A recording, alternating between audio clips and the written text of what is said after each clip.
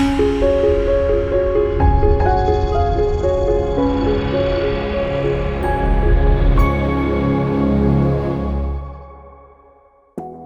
our first question about the gynecomastia. Can you explain it to us? Gynecomastia is female breast appearance on the male. So it can be small or big. During procedure, we try to achieve a straight pectoral area in order to give the patient confidence to wear t-shirts, to go swimming or etc. And I want to mention a topic in the gynecomastia area.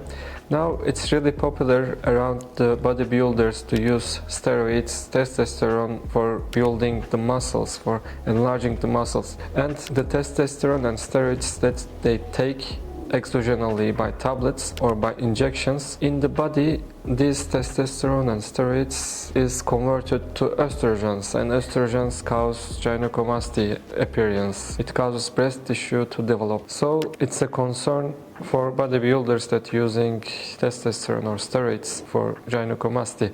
These patients sometimes needs operations. Our audience, they are asking, how can I tell if I have that problem?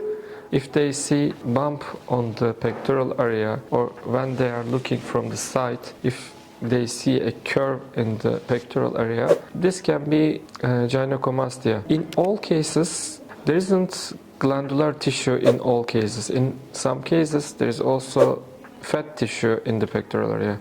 These both gynecomastia. If only fat accumulation occurs, it's called pseudogynecomastia, but the appearance are the same. Female breast-like appearance on the male.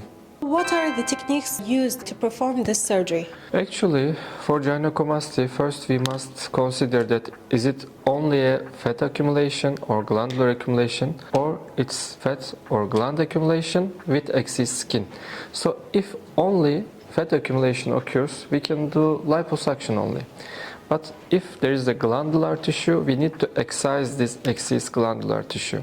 And if also there is accumulation of skin, we have excess fat, we need to remove this excess fat. If the patient has also excess skin, we need to excise it.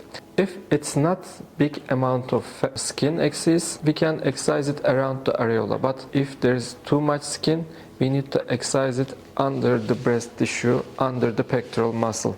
It's like a 10 centimeter horizontal incision, but in very rare cases we need it. What are the chances for reoccurrence? Actually, after surgery, if the patient gains too much weight, if our patient gains more than 10% of his weight, the patient can end up with pseudogynecomastia. If our patient saves the weight, there won't be any recurrence. What for the age range?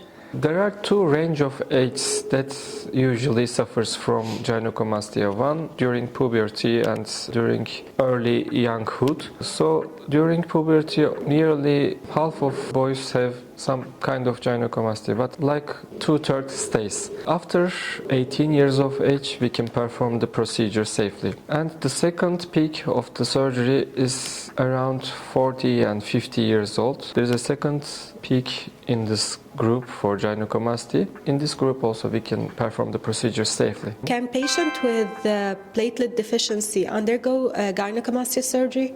This is a good question. Platelet deficiencies result from too many diseases. In general, we need to have over 1,000 platelets in the blood in order to have safe surgery. If the patient has low platelets, we can first consider the reason, and if we can treat it, we treat it. If we can't, we give platelets before the surgery. So over 100,000 platelets, it's safe.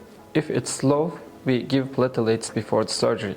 What about the scars after surgery?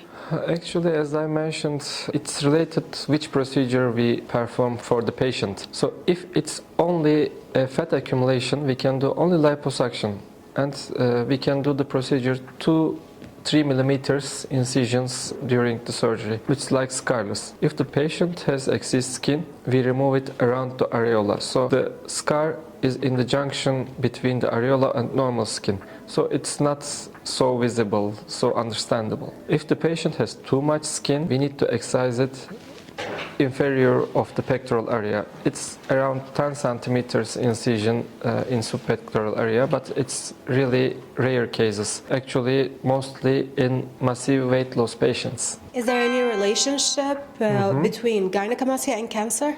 There is not any relation between breast cancer and gynecomastia, but in general 1% of all breast cancers occurs in men. So if there's a painy area, a lump in the breast area, if it's growing too fast, we need to do some examinations and do some tests for it. Can we treat it without going under the knife? Oh, for gynecomastia? Yeah.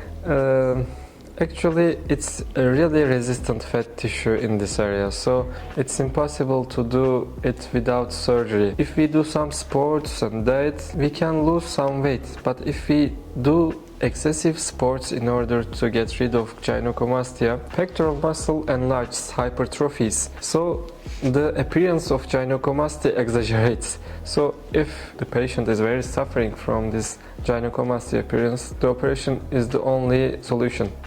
Okay, that's all for now. Thank you so much. You're welcome, Mariam. We are waiting your questions also. If you have any questions, you can ask and we can answer. Have a nice day.